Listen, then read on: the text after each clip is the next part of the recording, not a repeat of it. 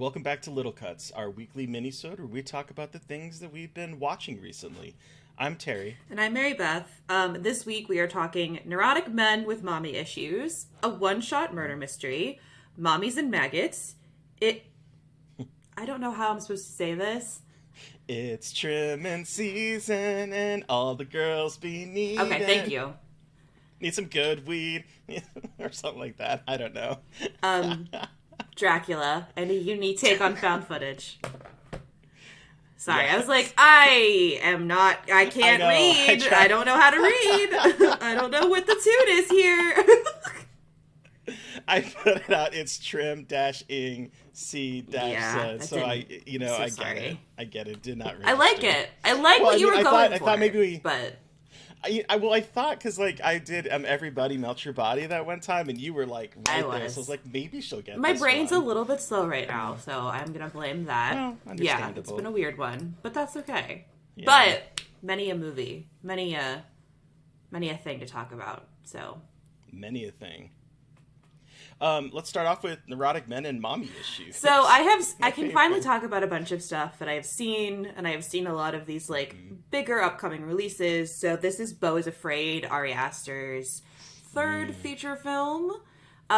His most chaotic, his weirdest. I think probably the most authentically Aster. I mean, I don't obviously have I don't know the guy, but just from watching his short films and seeing kind of the darker comedy that he leaned into with a lot of his earlier work, and you kind of see whispers of that in Hereditary and Midsommar, but this one is very much A24 said, here, have as much money as you want to make the weirdest thing you possibly can, and that is basically what BEAU is Afraid is.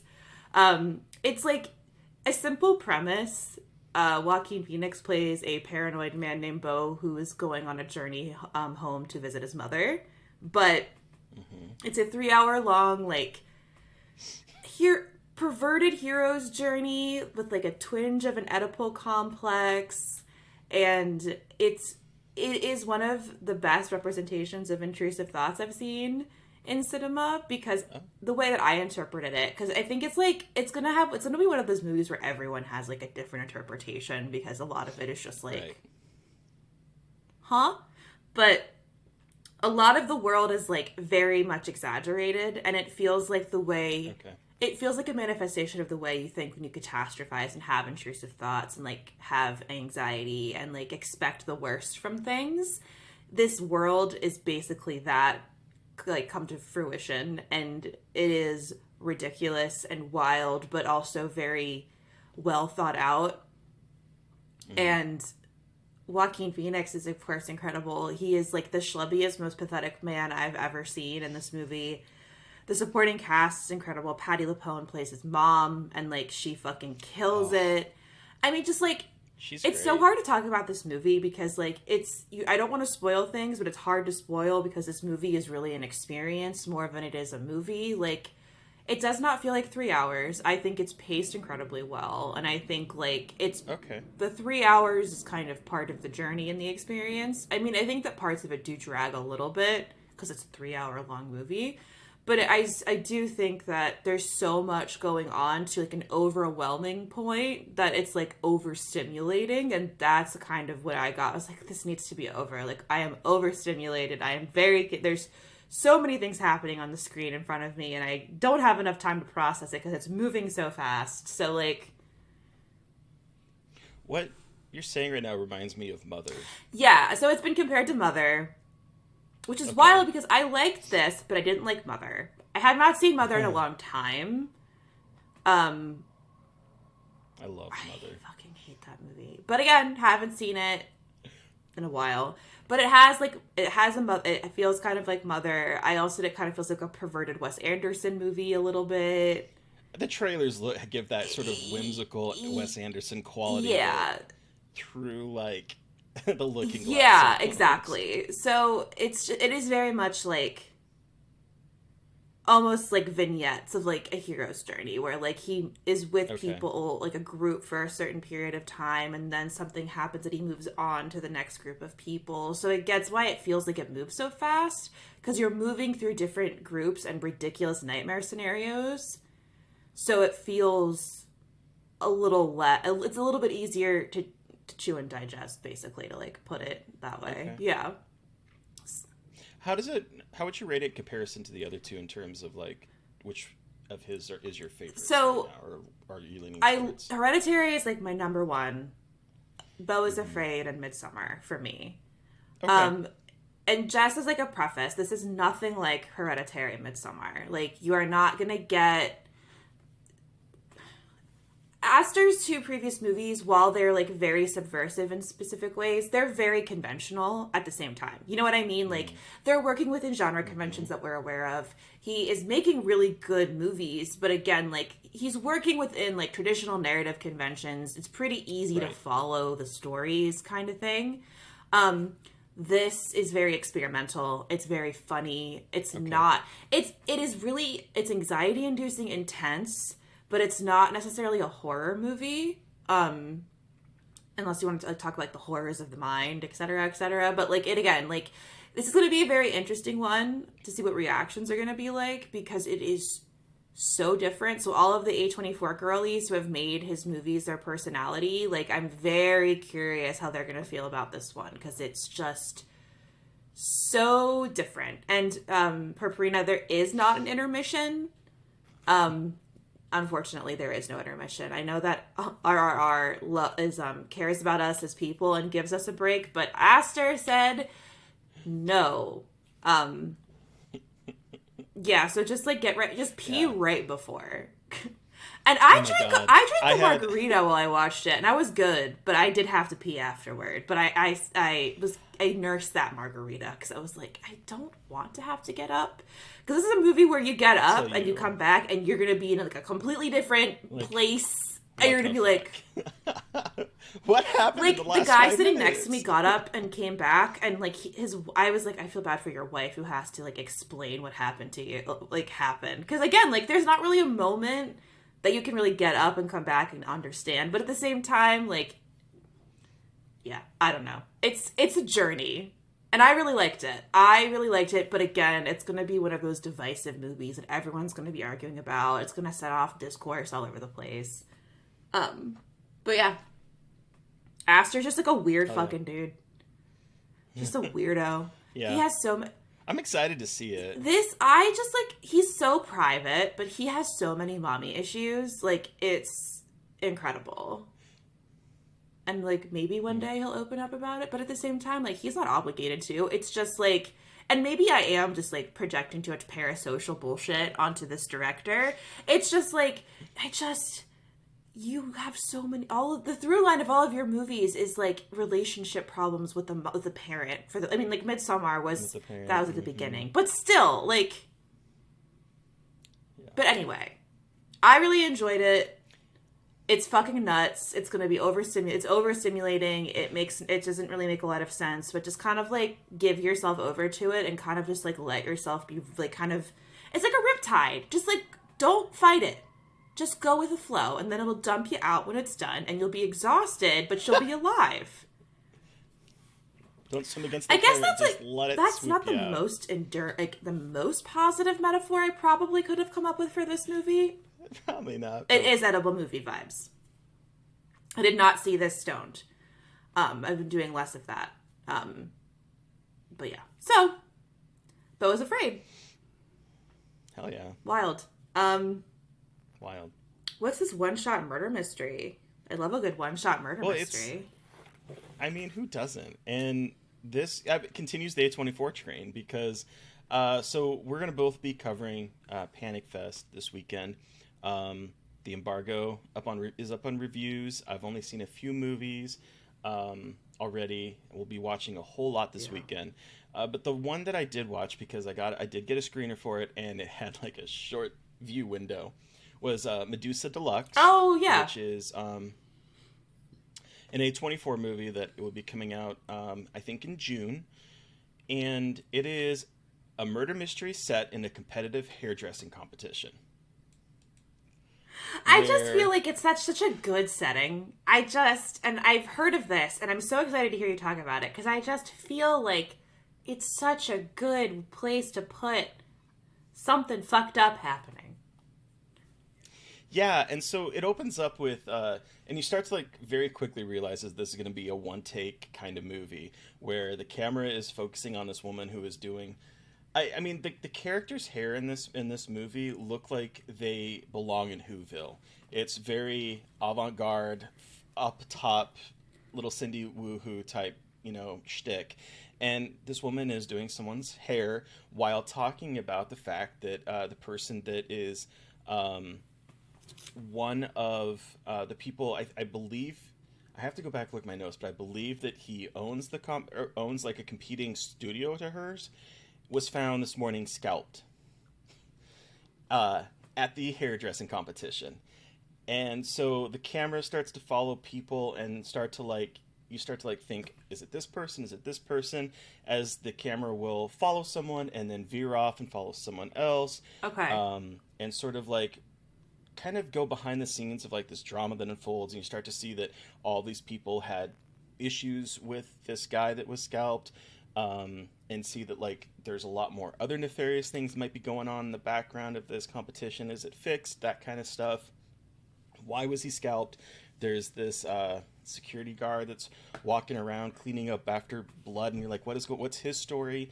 The woman that we open the movie with is like talking about her own problems with this guy, and so there's a lot of little bickering and a lot of little story threads that could potentially kind of point to either a red herring or be an actual clue for what's going on. And it plays out again in one real time, one long take. Holy shit. And why is everyone doing that now? And, not everyone, but I feel like why are we doing this to ourselves?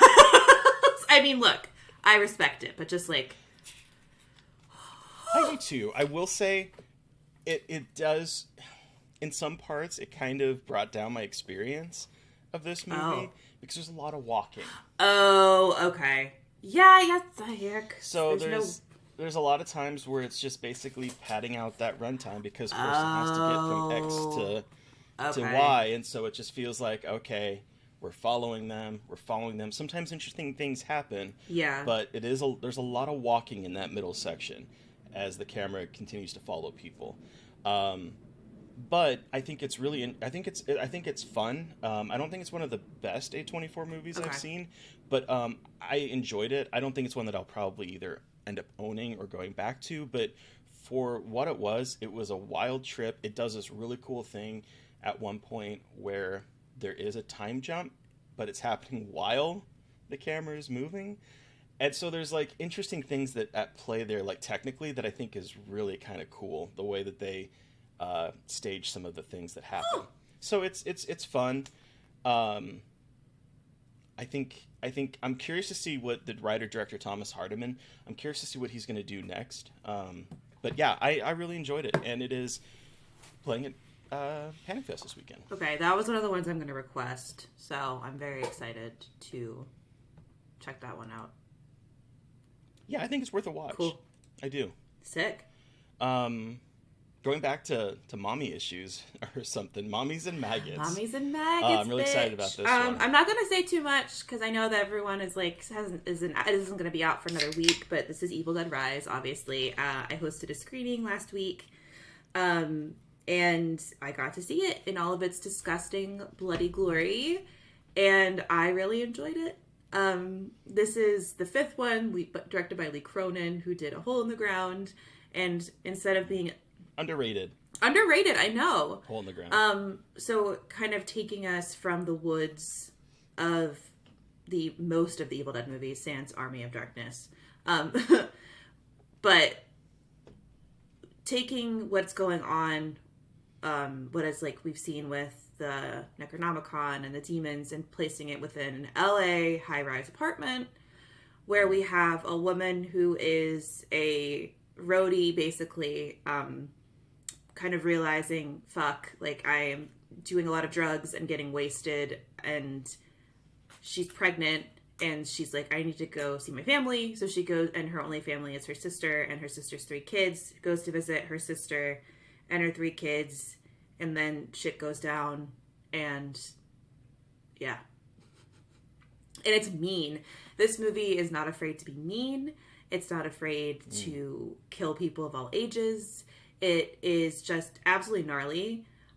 There are some parts of it that I was like a little bit iffy on, but that's fine. I think that they lean too much into motherhood stuff in a way that like really annoyed me. But that's just me. And then I wanted just a little bit more humor in it. It definitely is like very self-serious in what it's doing, which is fine.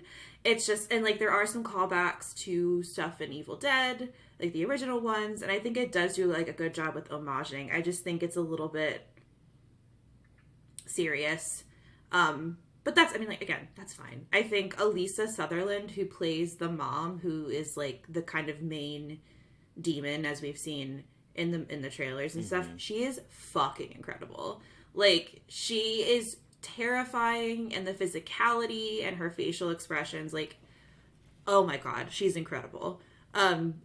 It's just like a mean, nasty movie. At the beginning, like the cold open just like really gets right to it. It's so yeah. It's definitely worth the hype, I think. Hell yeah. I'm so excited. What, because I do think the last one was kind of self-serious in a lot of ways. Is there callbacks to that at all? Not that I can like remember. I have to watch it again. It was mostly I feel like callbacks just like to the predecessors. Yeah, you're right, because as I was saying, like the 2013 one is like self-serious, but I think there's like a tinge of dark comedy to that one, though. Like, I think that what happens in it is a little self-serious, but I think because it's so over the top in like a woman cutting off her arm or slicing her tongue in two, that there's a little bit of dark comedy that kind of comes with that nature, if that makes sense. So this one is over the top, but not in a way that kind of is campy. It's like fucked up. Okay. So like it's just like at one point she calls her kids titty sucking parasites, which was like, that was funny. Like I wanted more of that. So like they had like these twinges of like incredible lines that I wanted more of. I know it was like when I'm telling you, it's like the most incredible line, and I was like, see, like that's why I love Evil Dead movies, because they say these depraved things that are both really funny, but like pretty fucked up, and like if you really, it's like fucked up, but it's so fucked up that you have to laugh, like, but it's mean, it's gnarly, it's bloody. So I mean, like, what else could you ask for? I'm so excited. This has been a busy month. I can't.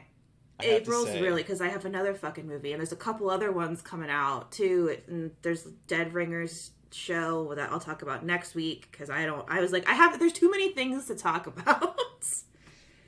Oh my gosh! Speaking of which, can I add an addition? Yeah. To mine? Oh duh.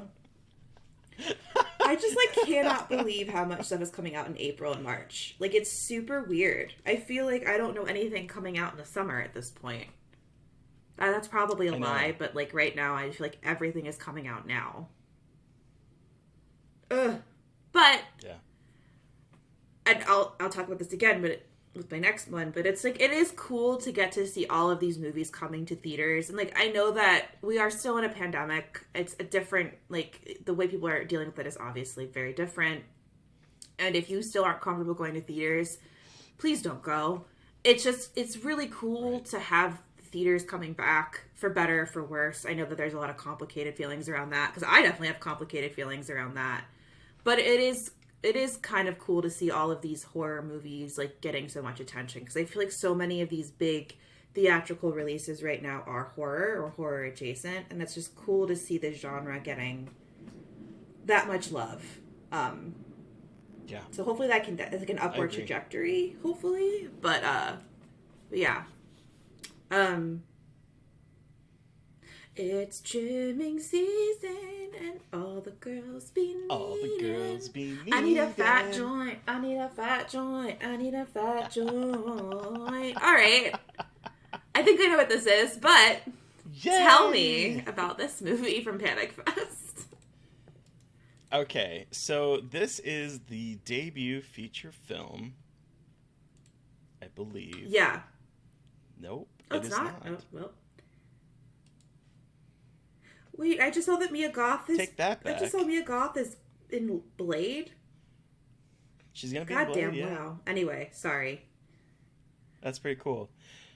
So this is her second feature, Ariel Vida, who has been a production designer on a lot of, if not most of, Justin Benson and Aaron Moorhead's films. On The Endless, Something in the Dirt. She was a production designer for She Dies Tomorrow by Amy Seimetz. She's done a lot of that type of work. And then she had a movie that came out in 2022. It looks like called Vide Noir. And then she has a new film premiering at Panic Fest called Trim Season.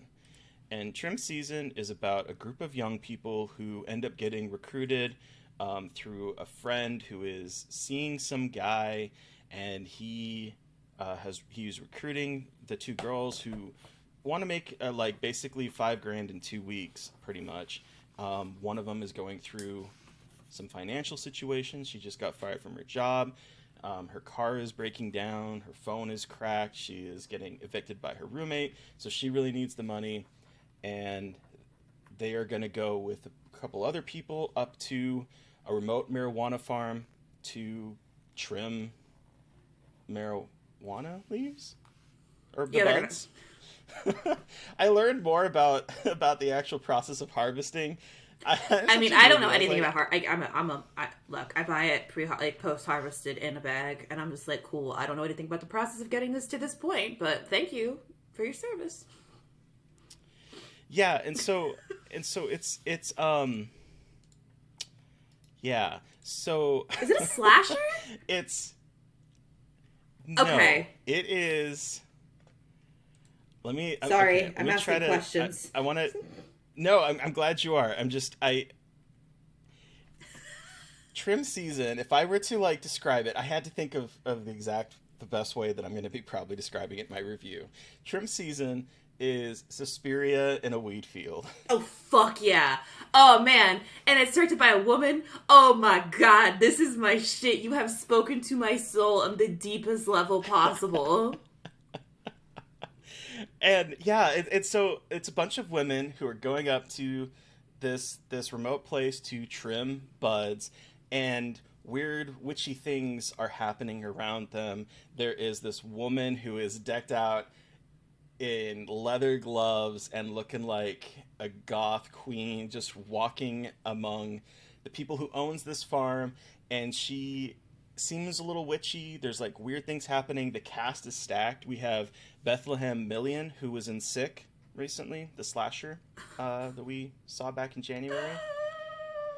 She was in that. Alex Esso from all the Flanagan stuff is in it. She was in Dr. Sleep. She was in Hill House. She's been in a lot of Flanagan stuff. Bex Taylor Klaus is playing a character in it. Man, you really are just saying so many sexy words to me right now. When you fucking said Suspiria in a weed field, I was like, I am in heaven. It definitely has that. It looks really good, but it's an indie film. But it definitely gives me sort of giallo aesthetics, Suspiria aesthetics, witchy goodness going on there. So I'm gonna stick by it. That's what I'm gonna call it. It's also playing at Panic Fest this weekend. I really enjoyed this one a lot. I went into it excited to see it, and I really enjoyed it. It was a lot. It was a lot of fun. Good witchy goodness. Good witchy goodness. That was a lot of goods. But oh fuck yeah. Okay, cool. I'm dog sitting this weekend, so I'm like gonna be by myself in like the house where the ghost thing happened the last time. So I'm like so stoked to just like watch a bunch of horror movies with these two dogs and like maybe have a ghost manifest again. We'll see. As long as they don't damage your microphone. I know. So we'll see if they hit the microphone off the table again. We'll see. Anyway. Oh gosh. Panic Fest rules. Panic Fest has so many cool movies. I'm like super stoked to watch. I love Panic Fest. There's like so many movies that I hadn't really heard of before this festival, and they always deliver some like really cool shit. So I'm super excited to just like dig into the, because I need to request a bunch of stuff, but I have a list, and I'm just like, there's just so much good cinema. Yeah. So this is one I would recommend, especially if Suspiria in a wheat field tickles your funny bone. Cool. That sounds good. Let's hear about Dracula. It's so funny. It's so funny. I just got a message from Josh Corngut saying my trim season review is ready for you to look at. Hopefully he liked it. So I saw Renfield, which is also out as of the publication of this episode, which is the Chris McKay film starring Nicholas Hoult as Renfield and Nicolas Cage as Dracula. And I had a lot of fun.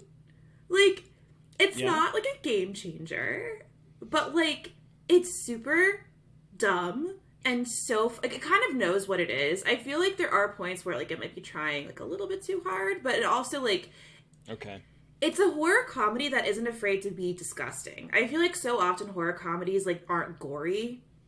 This one is like blood everywhere. Like this one is like limbs getting pulled off, like ridiculous death upon ridiculous death. And I love that because again, I feel like with horror comedies, it's like they don't want to add the gore, but here they really go for the horror nastiness. So to like make up for a lot of the jokes that are happening and like it is pretty funny. They add in lots of like gratuitous violence in a way that I'm like, okay, they did a good job balancing, because I think again it is so hard to balance those two. Holt is a cutie. Nicolas Cage is having so much fun as like. And the metaphor, the trailer showed too much, which is annoying. But like the whole like metaphor about being in a codependent relationship is like really funny. It's just like the whole thing is ridiculous. Awkwafina is fine, but it's just fun. It's just like stupid, dumb fun, like that you go to the movie theaters to see. Like it's the perfect popcorn movie to go see with some friends in the movie theater on like a Saturday night. Like it's exactly what it is. Like. And I love that, though. Like, we have, like, BEAU is Afraid and Evil Dead Rise coming out. They got fucking Renfield at the same time. Like, I love that. And Renfield is, like, so much fun. I hope people go see it, because I think it is a really good theater movie. Like, at one point, someone in my, like, the group experience of some of the deaths, and, like, someone at one point yelled in my theater, that was some Mortal Kombat shit. Twice. So, like, that should kind of prepare you for, like, what you're going to see. And I love that. I didn't expect it to be as violent. And, like, I love that for it. The comedy is, there's only a couple annoying poop jokes where I'm like, God damn it, guys. Like, you guys have so many other jokes in this that are funny that you don't have to talk about poop. But I also really love... Okay, one of the poop jokes was Fantastic Purpurina. I did like one of the poop jokes, but the rest of them, there weren't that many.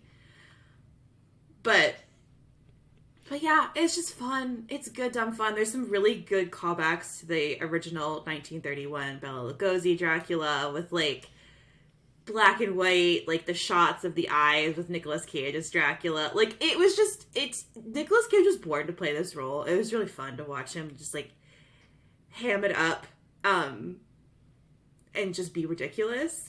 It definitely sounds like he cannot talk with those teeth in, which is so funny.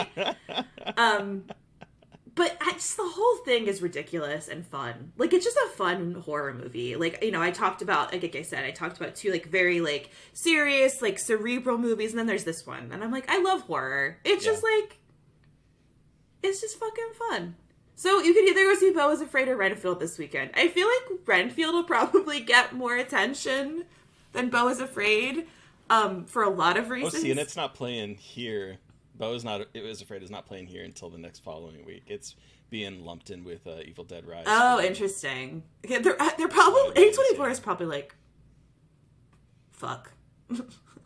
But, like, Renfield is the kind of movie that is going to get people into seats. You know what I mean? Like, it's got that mass appeal to all people, like, people who love horror for all types of reasons. It isn't, like, an elevated or, like, whatever. It's just very much, like, a horror movie that is made for, like, all types of horror fans. So I think that one's going to play really well, like, in theaters with audiences. Yeah. I was surprised how much I had fun with it. I went in with very low expectations, and I was surprised. Also, hold on, I need to look up her name really quick because I always forget her name. While you're doing that, I also meant to add when in Medusa Deluxe that the woman that plays Karen in Wreck, the kind of cruise leader, she's in it. And she's really good in it as well. I meant to mention that. Hell yeah. So there's a callback to our rec episode. But so her name is Shohreh Agashtalu. She was in The Expanse. She has Expanse? So she is in The Expanse as like she's an Iranian actor. She was in Run Sweetheart Run, if anyone saw that at the end. She was also in that movie with Ben Kingsley. Yeah. And Jennifer Yeah. Connelly, that I can't think of the name off the top of my head. House of Sand? Yes. Sand and Fog? House of Sand and Fog? House of Sand and Fog. We got there. Yeah, the House of Sand and Fog.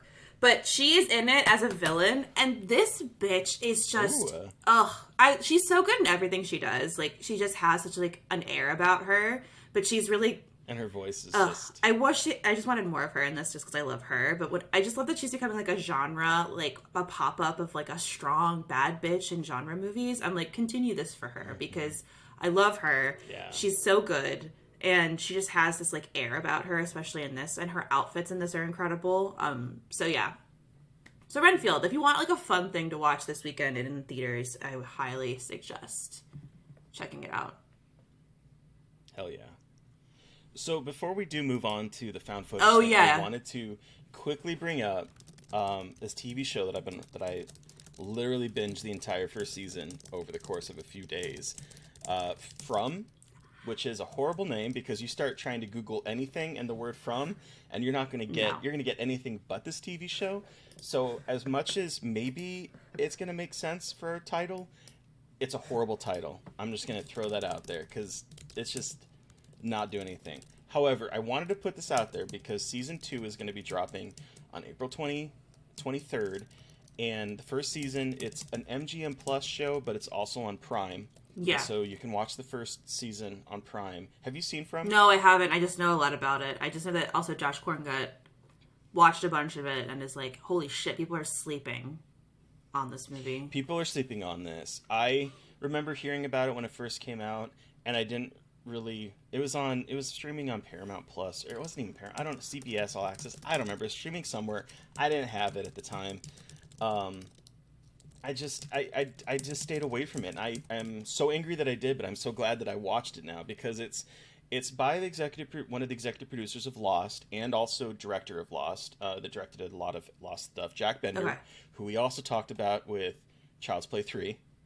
Can't all be winners, but he also was an executive producer on Lost, and this feels very Lostian except horror. This is like, instead of getting lost on an island that has like genre sci-fi type stuff, they are trapped in a town where at night these zombie / vampiric / demonic creatures descend upon them with smiles that gives the Smile Lady from Smile a run for her money, and try to beckon people to open their doors and let them in. And then they literally tear them apart. Just like rip open their rib cage, devour their insides, and leave the bodies. So we have that going on. while the town traps people, and they're stuck in this small town that literally just has a diner and a gas station and a church and a few houses. It's not post-apocalyptic. They're just trapped in the town, right? Okay. They're just trapped. Exactly. Couldn't remember. The town looks post-apocalyptic, but they come in from various places, but they all see the same thing. There's a tree along the road. They take a detour and they end up in this town and they can't escape. It's got Stephen King vibes, doesn't it? Okay. Yes, it reminds me a little bit. Has like I would say Jerusalem's Lot kind of feel to it, mixed with like Lost. I mean, you're speaking my language. It's paced so. Speaking my language. It's paced so well. I know. I need to watch Lost was like. Seriously, the only reason I did is because someone had reached out and gave me screeners for season 2, and I was like, fuck, I've not even seen season 1. Let me see what the show's about. I started watching the first season on a lark, and I was like, nope, I gotta finish this show. It's paced so well. There's not an ounce of fat, in my opinion, in this first season. This first season is just paced to perfection. There's always something going on. It is a locked box mystery of like Lost feel, but like, I'll tell you, every time an episode is over, it's like, holy shit, it's the end of the episode? Next. Even though these are like 55-minute episodes. Right. It's really enthralling television. Right. Yeah, I gotta get on the train. You're like the 4th person this week to talk to me about From. Like, I gotta hop on this shit. And then Harold Perrineau is in it, and he's always incredible. Yep. He was in Lost. He was in Lost. Walt, he was Walt's dad. Walt! But he's so good. He's always so good in everything he's in. Like, was fucking Mercutio in the Romeo plus Juliet Baz Luhrmann movie. Anyway. Yes, he was. I need to watch it. He's great in this. It's a great cast. It is a fantastic show. It's not afraid to put people through shit. Like, it will kill off characters that I was surprised to see killed off. It is incredibly vicious. Killing kids. Like, it is going to go there. Fuck yeah. All right. It's going to go there. So just highly recommend first season, go watch it. And I'm going to talk about season 2 once season 2 comes out, but I'm going to talk in very minor terms. I want to put out here, just because I was not prepared, there are spiders, and they are terrifying. Just going to put that out there. I was not prepared for that. I literally watched some of the scenes with my hands over my eyes going, is it done yet? Because I can't. And they were gross. So, paying it forward in that regard. You are God's strongest soldier.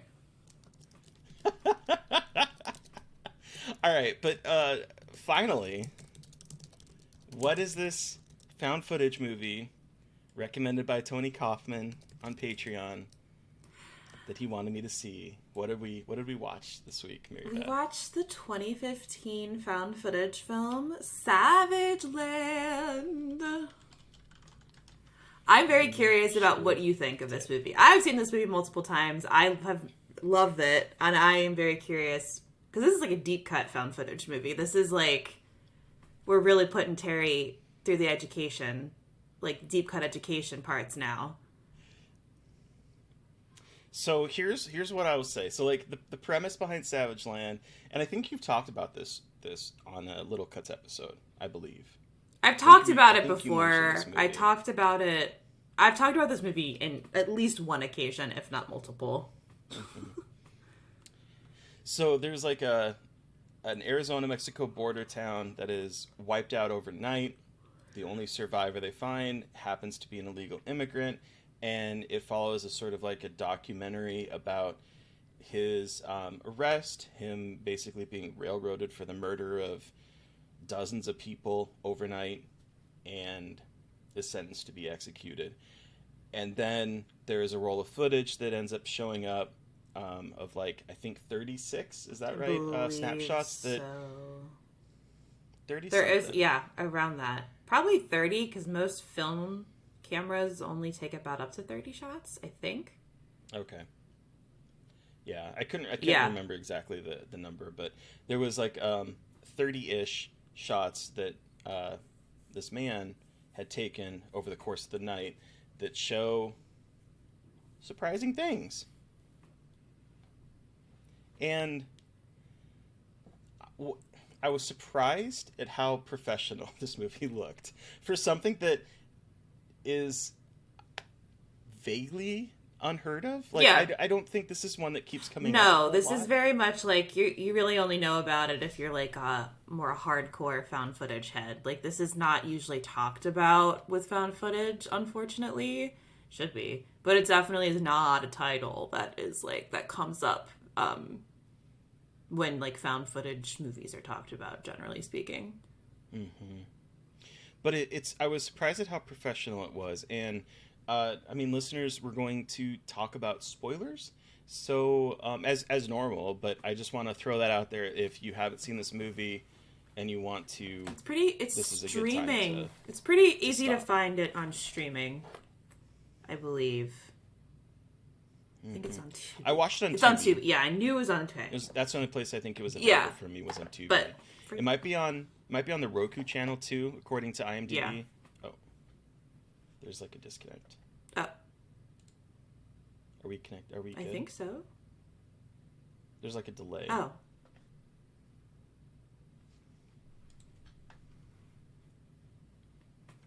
Hello? Hello. Oh, yeah, there is a delay. I wonder if it's me. Oh yeah. Purpurina said it seems even, and your video keeps like getting clear and then pixelated again, for me. Oh, is okay. Oh, you're freezing. Oh for me. no. But we're working for you, Purpurina.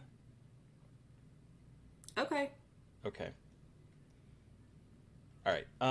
Yeah. Okay. So I mean, maybe things have like. Anyway, I'll cut around back it. to I'll cut SAVAGELAND. around it. It's fine. So, listeners, if you hopefully you're either okay with spoilers or you've gone and watched the episode, but what I thought was really fascinating is how this movie documented what would probably happen in the case of real zombie uprising. Yeah, that's what's so fucking scary about this movie too. To me, like, there's no. Yeah. It just made me think about like, I mean, Night of the Living Dead, obviously, with the kind of quality of the images and the black and white nature of the shots, and like just sort of the stark features of these things on the hill slowly descending upon the town.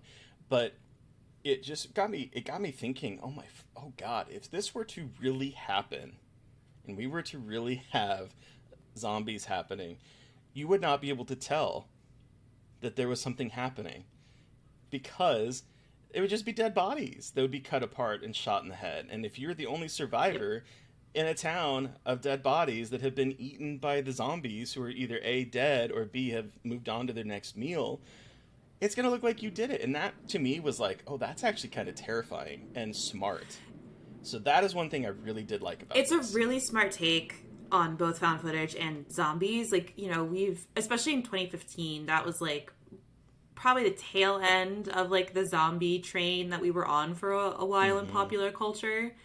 But it was, again, like, we didn't see any like ambling bodies. We didn't see like guts falling out. We saw these really incredible black and white photographs that are not clear at all. And that's one of the things, like, you can tell, like, he's running and taking pictures. These aren't like beautiful clear images. Like, this is very much someone who is on the run and trying to like escape without a flash. So like a lot of it, the images that they create are terrifying in their own right. And then it's just like this poor guy, one of the parts I think is the most chilling, where he's like, I don't want to get out of prison, like I don't want to go back out there to where those things are, because they basically like come and go and we don't know what's next. So it's like this really fascinating, again, like the beginning of a zombie event happening and like capturing that here. And it also is a very political in terms of immigration. Oh, that's the other part. Like, and again, like found The footage way doesn't typically get political or do that, but this is like a very poignant look at like how people think of Mexican citizens and illegal immigration, and like it's I think it comes together, especially for an indie horror movie that like not many people have heard of. Like, it's really fucking smart. Yeah, and I guess what I did realize watching this is that these documentary style things don't really scare me. Like, I wasn't scared at all through this. I thought, ooh, that image is kind of creepy. But it didn't really, like, I don't know, it didn't really affect me very much. But I was really enthralled the entire way, and it got me thinking about, again, how smart it was to use, this kind of problem to look at the way people scapegoat immigrants with all the ills of society is because of the people crossing the border. So I thought that was interesting, and I thought that it was an interesting, very grounded look at what actually probably would happen if there was a small zombie apocalypse. So it worked really well for me. I really enjoyed it. I was very surprised in how much I enjoyed it. See, like, this is why I love found footage, because so many people for so long, and this is quasi-directed at you, Terry, but not really because you've given it a chance, are like, oh, all the found footage is so shitty. I'm like, okay, there's a lot of shitty found footage because everyone thinks they can make a found footage movie. And that's why. Because it is a really easy format for new filmmakers to go out and make things, which is great, but also you get a lot of bullshit. But when I say that there are such intelligent, cool, smart things happening with found footage that we are not seeing with any other, like, narrative technique in horror, like, this is one of the movies I'm, like, talking about, of, like, writing off the subgenre of found footage is writing off some of the coolest shit I've ever seen done with a horror film and with zombies. And, like, I just think that there's so much that people miss out on because they're like, oh, found footage. And I'm like, no, I promise you. Like, and especially now that found footage is shifting with, like, Unfriended and, like, playing with technology and influencer horror even more. It's just cool what people can accomplish with it. And I think SAVAGELAND is an example of something that needs a lot more credit, especially for when it was released. So I'm glad that you liked it. It's different than, like, most found footage, but I think that works to its advantage for the most part. So I'm glad you liked it. Yeah, I did. I thought it was a lot of fun. Yay. So what are we talking about next week on Little Cuts, Mary Beth? So next week on Little Cuts, we mentioned that we are going to be covering Panic Fest this weekend, so we will be talking about all Panic Fest movies next week. So that'll be lots of cool, weird indie things that you probably haven't heard of, that I hadn't heard of, and I'm excited to dig in because I've got a super long list of cool shit to watch. I will say I am so far 3 for 3 on the movies I've watched for. Hell yeah! Oh, so. Cool. I love to hear that. Future Little Cuts watch along Los Spookies. I do need to watch that. Oh, I would be down for that, Purparita, because I do love me some Los. Yeah, Spookies, you've talked about it on the show before. I'm sad that it got canceled. That'd be kind of a fun thing to do. We can talk about it. All right. But then, what are we doing for our episode on Monday, Terry? So on Monday, we are going to be releasing. This is the first time we've done this on the main feed. We're going to be releasing a Patreon episode from Fresh Wounds, our $10 tier, to kind of give our listeners a little hint about what we are doing for our patrons. And we're releasing the one that we did on Lake Mungo. So that's exciting. And then also for our Patreon subscribers, we will be releasing a bonus mini-sode for the $5 and up tier for Scream 6 after the VOD launches, and we have a chance to, like, rewatch it again. We're going to give you kind of a little spoilery discussion, sort of like what we did with Barbarian back in December, I think it was, for our patrons, since, again, we're putting up one of the Fresh Wounds episodes. So... Yay! Yeah, that's what we're doing next week. So, listeners, you've heard from us, but we want to hear from you. Have you seen any of the things that we've seen and want to, tell us how you feel about them, or which ones are you most excited about? You can send us an email at scarredforlifepodcast@gmail.com, or you can reach out to us directly on Twitter. I am at MB McAndrews. And I'm at Gaily And, of Dreadful. course, don't forget to follow the podcast on Twitter at Scarred Podcast. And please don't forget to review, rate, and subscribe, and sign up for our Patreon. By the time this episode is out, there is a new Fresh Wounds episode on High Tension that you can listen to, almost like 2 hours worth of discussion. It is. I know Mary I was Beth editing it, this and week. just a quick side story about how much I love you guys as listeners. I edited it. It's a 2-hour-long episode. I spent half of my day working on it, and then my Audacity project crashed and didn't recover the project. So, no. that's why it's a little bit late. I apologize, everybody. I had a week plus Audacity lost like 4 or 5 hours of work for me. So it's just, but you know what? It's fine. We got it out. I've been there and it sucks. So I love you guys. This is how much we love you. I almost wanted to smash my computer into pieces. I didn't, but mentally I did. I know that feeling. I know that feeling so well. Is this really That happened to me once on like a really poorly no! audio captured episode, and the whole thing. So like you're like almost done, and then it crashes after you've had to like do so much silencing and stuff, and then it crashes. It's like, oh I gotta take a walk. I quit. I gotta take a Podcasting fucking walk around the block. I know. I was awful. Anyway. Thank you to Eric Bauer for our artwork. Thank you to Sean Keller for our music. Thank you, everyone, for listening. Please stay safe out there, but most importantly, stay creepy. And until next time.